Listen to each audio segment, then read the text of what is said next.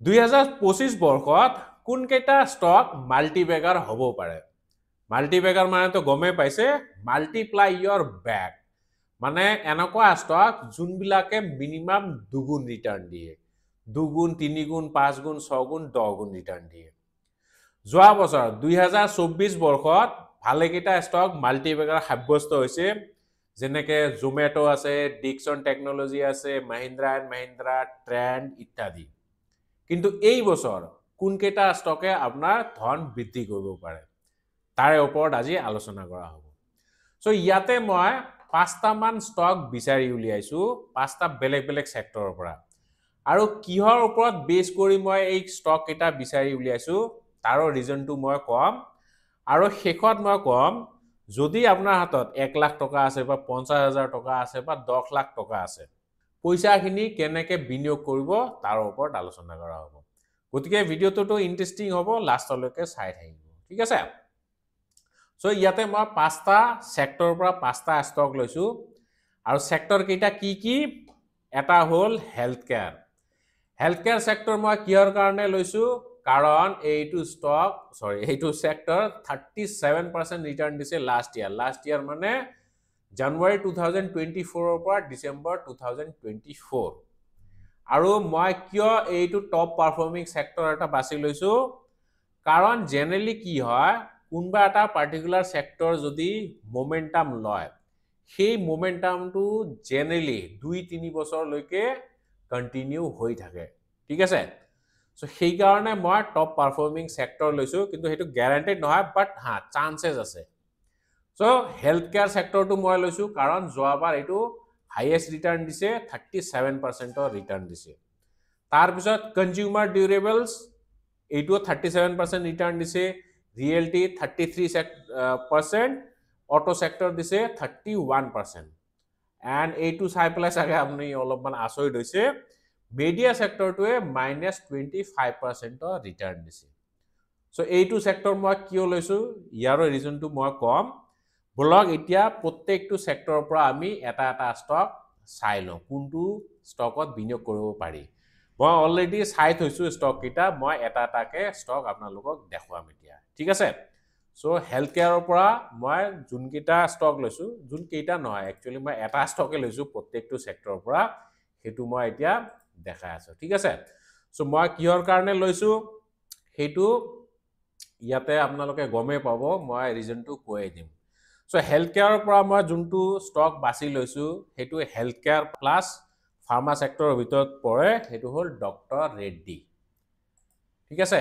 এটো health care বুলিও ক'ব পাৰে আপুনি ফাৰ্মা সেক্টৰ বুলিও ক'ব পাৰে সো ষ্টকটো বাছি লোৱাৰ মেইন কাৰণ হ'ল এক নম্বৰ চাওক মই প্ৰত্যেকটো কোম্পানীৰে সদায় প্ৰথমতে ROC return on capital employed and ROE to চাও মানে এই দুটা ৰেশিওয়ে বুজায় আপনি যে ধনখিনি দিলে কোম্পানীটোত সো কোম্পানীয়ে আপোনাৰ ধনটো কিমান ভালদৰে ইউটিলাইজ কৰিব পাৰিছে মানে তাৰ ওপৰত ৰিটাৰ্ণ কিমানখিনি জেনাৰেট কৰি দিব পাৰিছে ঠিক আছে so ROE 21.4% and ROC is 26% বিৰাট ধুনিয়া ROE and ROC and debt to equity ratio is 0.16 এইবিলাক মানে ক্যাপেক্স বিজনেস হয়তো মানে ইয়াতে ভালেখিনি ক্যাপিটাল এক্সপেন্ডিচাৰ হয় গতিকে ইয়াতে আপনি ডেট টু ইকুইটি ৰেশিওটো চাব লাগিব ডেট টু ইকুইটি ৰেশিও ইজ 0.16 মানে বহুত কম ডেট আছে ঠিক আছে ইকুইটিৰ তুলনাত আৰু ৰিটাৰ্ণ অন এসেট চাওক সুপাৰ 15.5% মানে যিমানখিনি এসেট আছে সেইখিনি ভালদৰে তেওঁলোকে ইউটিলাইজ কৰিছে সো হেতু কাৰণে মই এক নম্বৰতে বাছি লৈছো এইটো ডক্টৰ ৰেড্ডি এইটো এটা ফাৰ্মা প্লাস হেলথ কেয়াৰ সেক্টৰৰ ষ্টক হয় আৰু জেনাৰেলি কি হয় এইবিলাক সেক্টৰ ফাৰ্মা বা হেলথ কেয়াৰ বা এডুকেশন এইবিলাকক ডিফেন্সিভ সেক্টৰ বুলি কোৱা হয় ডিফেন্সিভ মানে যদি মাৰ্কেট কিবা কাৰণত ডাউন হয় হেবিলাক ষ্টক কমকে ডাউন হয় ঠিক আছে সেই কাৰণে ইয়াক কোৱা হয় ডিফেন্সিভ সেক্টৰ কাৰণ ইকোনমি যদিও ৰিকভাৰ নহয় এইবিলাক কোম্পানীৰ প্ৰডাক্ট বিক্ৰী হ'বই মানুহৰ বেমাৰ আজাৰ হলে মেডিসিন লবই লাগিব ঠিক আছে গতিকে হেবিলাকক কোৱা হয় ডিফেন্সিভ সেক্টৰ ঠিক আছে সো নাম্বাৰ 1 ষ্টক হল ডক্টৰ ৰেড্ডি কেনেকৈ আপুনি কেপিটেলখিনি এলোকেট কৰিব আপোনাৰ গোটেই মূলধনখিনি তাৰ বিষয়ে মই ক'ম বাৰু, কিন্তু আগে মই নামকেইটা কৈ দিছোঁ, ঠিক আছে। মই পিয়াৰ কম্পেৰিজনো দেখাম। চ' ছেকেণ্ড মই যোনটো ষ্টক লৈছোঁ সেইটো হৈছে কনজিউমাৰ ডিউৰেবল ছেক্টৰৰ পৰা। কনজিউমাৰ ডিউৰেবল ছেক্টৰ মানে কনজিউমাৰ গুডছ, যোনবিলাক কোম্পানীয়ে ধৰি লওক AC বনায়, তাৰপিছত ৰেফ্ৰিজাৰেটৰ বনায় বা কেবল বনায় বা চেণ্ডেল বনায়, যোনবিলাক চেণ্ডেল জোতা বনায়, মানে যোনবিলাক কোম্পানীৰ প্ৰডাক্ট সচৰাচৰ মানুহে ইউজ কৰে, ঠিক আছে। চ' সেইবিলাকক কোৱা হয় কনজিউমাৰ ডিউৰেবল। চ' এইটো কাইণ্ড অফ মানে কি ক'ম, সেকুলাৰ ছেক্টৰে হয়, মানে এইবিলাক ইকনমিৰ ওপৰত ইমান ডিপেণ্ডেণ্ট নহয়। মানুহক যেতিয়া প্ৰয়োজন হয়, বস্তুৰ প্ৰয়োজন হয়, তেওঁলোকে সেইটো বস্তু বাই কৰি লয়, ঠিক আছে। সেইকাৰণে সেইটো ছেক্টৰৰ পৰা এটা লৈছোঁ, আৰু সেইটো ষ্টক লৈছোঁ মই কনজিউমাৰ ছেক্টৰৰ পৰা হেভেলছ ইণ্ডিয়া। হেভেলছ ইণ্ডিয়াই মেইনলি কি কৰে, ইলেক্ট্ৰিক ইকুইপমেণ্ট বনায়, ঠিক আছে। চ' এইটো কোম্পানীৰো যদি আপুনি ROE ROC চায়, ভালে মোটামুটি বেয়া নহয়, 24%। এইটো ছেগমেণ্টত কনজিউমাৰ ডিউৰেবল ছেগমেণ্টত যদি চায় 24 আৰু 18ৰ ROE ROC ফেণ্টাষ্টিক। ডেট ইয়াত নাই বুলিয়ে ক'ব পাৰি। চাওক 0.04% ডেট আছে ইকুইটিৰ তুলনাত, ঠিক আছে। আৰু ৰিটাৰ্ণ অন এছেট চাওক 11%, বিৰাটে ধুনীয়া। কিন্তু ইয়াৰ এটা নেগেটিভ পইণ্টছো আছে। সেইটো কি? সেইটো হ'ল ষ্টকৰ পি। মানে পিটোৱে কি বুজা, প্ৰাইচ টু আৰ্নিং ৰেচিঅ', সেইটোৱে বুজা কোম্পানীটো কিমান ভেলুৱেবল, মানে চিপ হৈ আছে বা সস্তা আছে। ভেলুৱেশ্যন মেজাৰটো আমি পিৰ পৰা গম পাওঁ, পি বা প্ৰাইচ টু বুক ভেলুৰ পৰা গম পাওঁ, ঠিক আছে।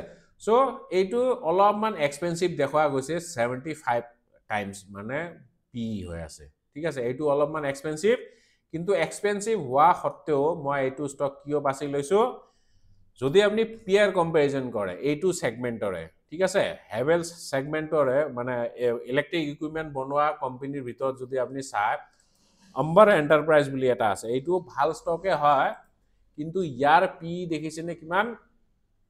পি হ'ল 141, আৰু ROE ROC 6.7% আৰু 10%। চ' ROE ROC চাই পেলাই যদি আপুনি পিটো চাই বহুত এক্সপেঞ্চিভ যেন লাগিছে, কিন্তু whereas হেভেলছ ইণ্ডিয়াৰ ROC হ'ল 24%। চ' সেইটো চাই পেলাই 76ৰ পিটো সস্তা। আৰু মই এটা ষ্টক দেখাই দিওঁ এইটো ছেগমেণ্টৰে, যেনেকৈ ডিকছন টেকনলজি। ডিকছন টেকনলজি যোৱা বছৰ মাল্টিবেগাৰ আছিল। চ' এইটো ষ্টকৰ পি এতিয়া চাওক কিমান হৈ আছে, 97, ঠিক আছে। চ' ইয়াৰে ROE ROC তো ভালে, 29%, 24%, কিন্তু পিটো বহুত এক্সপেঞ্চিভ ইণ্ডিকেট কৰি আছে। গতিকে কিবা কাৰণত মাৰ্কেটত যদি কাৰেকশ্যন আহে, অলপ ডিপ কাৰেকশ্যন আহে, তেতিয়াহ'লে এইবিলাক ষ্টক চবতছে আগে তললৈ নামিব। সেইকাৰণে মই এইটো লোৱা নাই, মই লৈছোঁ হেভেলছ। আৰু তাৰোপৰি এইটো ষ্টকৰ দামটো চাওক, 18,000। এটা ষ্টকৰ দাম মোৰ দেন 18,000। চ' জেনেৰেলি আমাৰ অসমীয়া মানুহবিলাক দামী বস্তু কিনিবলৈ অলপমান টান পায়, সেইকাৰণে মই এইটো ষ্টক চুজ কৰা নাই, ঠিক আছে। আচ্ছা, যিয়ে নহওক, কনজিউমাৰ ডিউৰেবলৰ পৰা এইটো। আৰু এটা মই লৈছোঁ ৰিয়েলিটি ছেক্টৰৰ পৰা, কাৰণ ৰিয়েলিটি ছেক্টৰ যোৱাবাৰ মোমেণ্টামত আছিল, এইবাৰো মোমেণ্টামত আছে, আৰু এই মোমেণ্টামটো মোৰ লাগিছে আৰু 1-2 বছৰমান কণ্টিনিউ হ'ব লাগে। সেইকাৰণে ৰিয়েলিটি ছেক্টৰৰ পৰা মই এটা ষ্টক বাছি লৈছোঁ, সেইটো হ'ল Oberoi realty. Oberoi realty again ইয়াৰ পিটো অলপমান এক্সপেঞ্চিভ, হ'লেও ইমান এক্সপেঞ্চিভ নহয়, 35, ৰিজনেবলি প্ৰাইচড হয়। ROE ROC অলপমান সস্তা বাকীবিলাকৰ তুলনাত। আগৰ দুটা কোম্পানী যে দেখালোঁ মই, doctor Reddy and Havells India, ইহঁতৰ তুলনাত অলপ সস্তা, কিন্তু আপুনি বেলেগ ছেক্টৰৰ লগত কম্পেয়াৰ কৰিলে নহ'ব। এইটো হ'ল ৰিয়েলিটি ছেক্টৰৰ ষ্টক, গতিকে আপুনি ৰিয়েলিটিৰ লগত কম্পেয়াৰ কৰিব লাগিব। এণ্ড ৰিয়েলিটি ছেক্টৰত আপুনি এটা বস্তু ভালদৰে চাব লাগিব, এইটো হ'ল কি, ইণ্টাৰেষ্ট কভাৰেজ ৰেচিঅ' 15 টাইমছ। মানে ৰিয়েলিটি ছেক্টৰ কি, এইবিলাকক বহুত পইচা লাগে। ৰিয়েলিটি ছেক্টৰ পইচা হ'লেহে তেওঁলোকে বিল্ডিং বনাব পাৰে। চ' পইচা ইহঁতে কি কৰে, লোন লয়, নহয়নে? বেংকৰ পৰা লোন ল'ব বা ফাইনেন্সিয়েল ইনষ্টিটিউশ্যনৰ পৰা লোন ল'ব। কিন্তু লোন লৈ পেলাই হেতু পৰিশোধ কৰিব লাগিব না, ইএমআই দিব লাগিব। সো ইএমআই টো দিব পাৰিছে নে নাই সেইটো মেজাৰ কৰে এইটো ইন্টাৰেষ্ট কভাৰেজ ৰেশিওটোৱে, ঠিক আছে। তাৰমানে যিমানখিনি তেওঁলোকে লোন লৈছে তাৰ ইএমআই দিব লাগে তাৰে 15% কেপিটেল তেওঁলোকৰ আছে, 15 টাইমছ বেছি পইচা তেওঁলোকৰ হাতত আছে, ঠিক আছে। সো ইয়াৰ একচুৱেল ৰেশিওটো চালে গম পাব, ডিটেইলছ মই নকওঁ, কিন্তু মুঠতে ইএমআইতকে তেওঁলোকৰ 15 টাইমছ বেছি পইচা তেওঁলোকৰ হাতত আছে, গতিকে লোন পৰিশোধ কৰা একো প্ৰব্লেম নহয়, ঠিক আছে। पैसा मेरे पास बहुत है, সো এনেকুৱা ধৰণৰ কথা আৰু। সো সেইকাৰণে মই এইটো ষ্টক বাছি লৈছো, আৰু মই ইয়াতে ROE যে দেখালো, আৰু এইটো সেক্টৰত আপুনি অলপমান হেৰিও চাব লাগিব, কি কয় ডেটটোও চাব লাগিব, ডেট টু ইকুইটি ৰেশিও 0.14 বহুত সস্তা। সো ইয়াত মই যদি কম্পেৰিজন কৰোঁ, প্ৰেষ্টিজ বুলি এটা কোম্পানী আছে ন, প্ৰেষ্টিজ এষ্টেট বুলি, প্ৰেষ্টিজৰ লগত যদি আপুনি কম্পেয়াৰ কৰে তেতিয়াহ'লে চাওক ROE ROCE 14%, 15% আৰু এইটো হ'ল 13%, কিন্তু ষ্টকৰ PE দেখিছেনে কিমান? ষ্টকৰ PE হ'ল সুপাৰ এক্সপেন্সিভ 104, আৰু আপুনি ডেট টু ইকুইটি ৰেশিও চাওক 0.75, আৰু ইন্টাৰেষ্ট কভাৰেজ ৰেশিও তাতকৈ 15 টাইমছ আছিল, ইয়াত অনলি 1.8 টাইমছ, সেইকাৰণে অলপমান ৰিস্কি হৈ আছে এইটো ষ্টক, ঠিক আছে। সেইকাৰণে মই অবেৰয় ৰিয়েলিটিটো বাছি লৈছো। এণ্ড আৰু এটা ষ্টক এতিয়া মই কম, সেইটো হ'ল অটো সেক্টৰৰ পৰা। অটো সেক্টৰৰ ভিতৰত মই এটা 2 হুইলাৰ সেগমেন্টৰ পৰা লৈছো বাজাজ অটো বুলি। সো বাজাজ অটোটোৰ ফাণ্ডামেণ্টেলছ মোৰ ভালেই লাগিছে, কাৰণ কি ইয়াতে ROE ROCE চাওক 26%, 33%, সুপাৰ।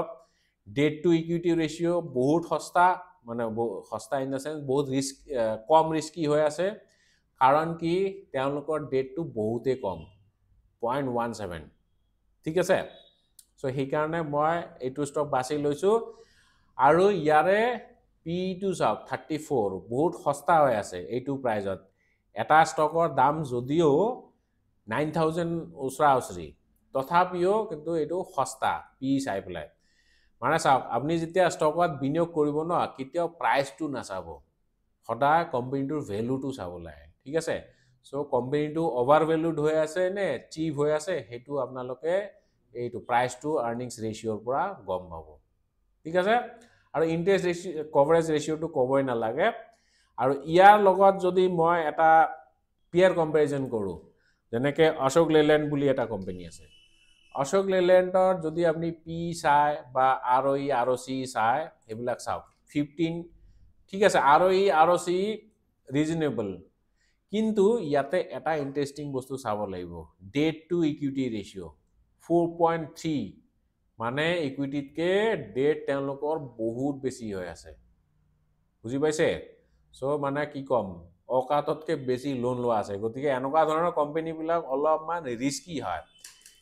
কিন্তু বহুত ডাঙৰ কোম্পানী, ইমান সোনকালে এইবিলাক কোম্পানীৰ প্ৰব্লেম নহয়, কিন্তু তথাপিও বেংক্ৰাপ্ট হোৱাৰ চান্স আছে, ঠিক আছে। আৰু আপুনি যদি ডেট টু ইকুইটি ৰেশিওৰ বিষয়ে অলপমান ভালকে জানিব বিচাৰে, তেতিয়াহ'লে বেলেন্স শ্বীটটো চাব লাগিব। Balance sheet as per September quarter চাওক আপুনি, তেওঁলোকৰ বৰোইংছ, এইটো হ'ল বৰোইংছ ন, বৰোইংছ কিমান? 44,000, ইয়াতে লং টাৰ্ম বৰোইং আছে, শ্বৰ্ট টাৰ্মো থাকে, আৰু এইটো হ'ল আদাৰ লায়াবিলিটিজ। সো দুইটা যদি মিলাই চাই, ইয়াতে নো ডাউট কাৰেণ্ট লায়াবিলিটিজো থাকিব, কাৰেণ্ট লায়াবিলিটিজ কিমান আছে সেইটোতো নাজানো, কিন্তু ইকুইটি বহুতেই কম, এইটো হ'ল ইকুইটি পৰ্চন, দেখিছে। মানে ইয়াতে 10,000 crore আৰু 294, মানে 10,300 crores তেওঁলোকৰ ইকুইটি আছে। তাৰ তুলনাত আপুনি ডেট অকল এইটোৱে ধৰকচোন, তাৰমানে more than 4 times তেওঁলোকৰ ডেট লোৱা আছে, লোন লোৱা আছে। সো এনেকুৱা ধৰণৰ কোম্পানীত বিনিয়োগ কৰাটো অলপমান ৰিস্কি হয়, ঠিক আছে। সো সেইটো কাৰণে মই বাজাজ অটো লৈছো। আৰু লাষ্টত আৰু এটা সেক্টৰ মই যে লৈছিলো, সেইটো হ'ল মিডিয়া সেক্টৰ। মিডিয়া সেক্টৰ যোৱা বছৰ অনলি নহয় -25 ৰিটাৰ্ণ দিছে, মানে নেগেটিভ ৰিটাৰ্ণ, whereas নিফটিয়ে 10% ৰিটাৰ্ণ দিছে। সো নেগেটিভ ৰিটাৰ্ণ দিয়া সেক্টৰ মই কিয় বাছি লৈছো কাৰণ কি এইটো সেক্টৰৰ ষ্টক বিলাক বহুত সস্তা হৈ আছে ঠিক আছে আৰু জেনাৰেলি কি হয় নেগেটিভ ৰিটাৰ্ণ দিয়া সেক্টৰটো নেক্সট ইয়াৰ বা তাৰ নেক্সট ইয়াৰ এটো আউট পাৰফৰ্ম কৰা চান্স থাকে সো হেইটো পইণ্ট অফ ভিউৰ পৰা মই মিডিয়া সেক্টৰৰ এটা ষ্টক বাছি লৈছো ঠিক আছে কিন্তু হা এটো গ্যাৰান্টিড নহয় যে তেনেকুৱাই হ'ব কিন্তু তেনেকুৱা বহুত হয় হিষ্ট্ৰীত এনেকুৱা বহুত আছে যোনটো মানে একদম লিষ্ট পাৰফৰ্মাৰ আছিল হেতু হয়তো নেক্সট ইয়াৰ টপ পাৰফৰ্মাৰ হ'ব পাৰে টপ পাৰফৰ্মাৰ নহলেও এইটো যেহেতু বহুত সস্তা হৈ আছে যদিও নিফটি লেখিয়া ৰিটাৰ্ণ দিয়ে তথাপিও আপোনাৰ ভাল প্ৰফিট হ'ব পাৰে সো সেই কাৰণে মই মিডিয়া সেক্টৰৰ পৰা এটা ষ্টক বাছি লৈছো আৰু মিডিয়া সেক্টৰৰ পৰা মই যোনটো ষ্টক লৈছো হেতু ষ্টক হ'ল সান টিভি নেটৱৰ্ক ঠিক আছে